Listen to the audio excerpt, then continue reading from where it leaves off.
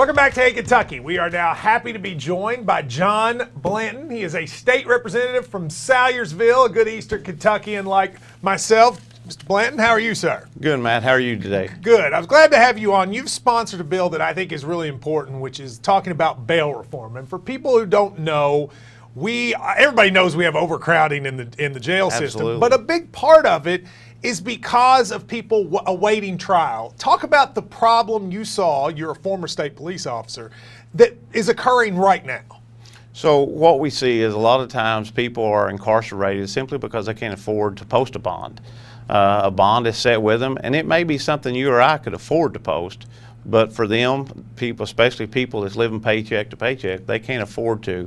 So what they do is they end up sitting there in jail. Sometimes they'll sit there 2 weeks, a month. I think the average is 109 days in Kentucky that they're staying in there. And these are people who haven't yet been convicted of a crime, right? These are people, these that I'm talking about are what we consider nonviolent, non-sexual crimes.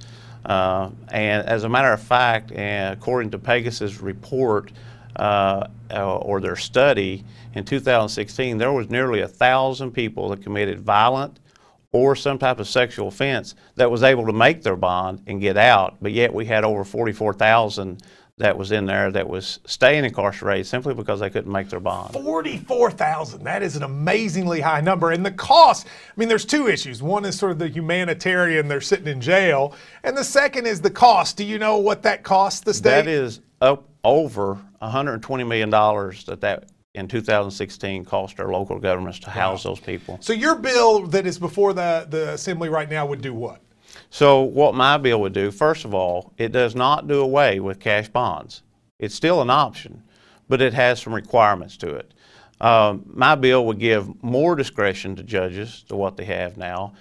It gives them more tools. What they do is they will take and do the pretrial release investigation. They'll look at that. They'll look at the type of crime.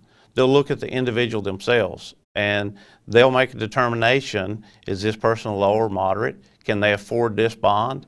Maybe you could afford a bond, but I couldn't. And they can use that as part of their assessment tool. So they're not like forced to keep somebody in that even they would agree is not a risk? No, no. We have to keep in mind what bail is all about. So bail accomplishes two things. One, it ensures they show up for court, and two, public safety. And so if they're not a danger to society, and we have no reason not to believe that they won't show up for court, then there's no need for us to just hold them there. Well, let me ask you a question. I'm for this, but I can guess what people's issues would be. You're going to have a situation where somebody after this bill comes is going to be let out and they're going to commit another crime, and they wouldn't have done it before. Do you think it's worth that risk for the greater benefit of the 44,000?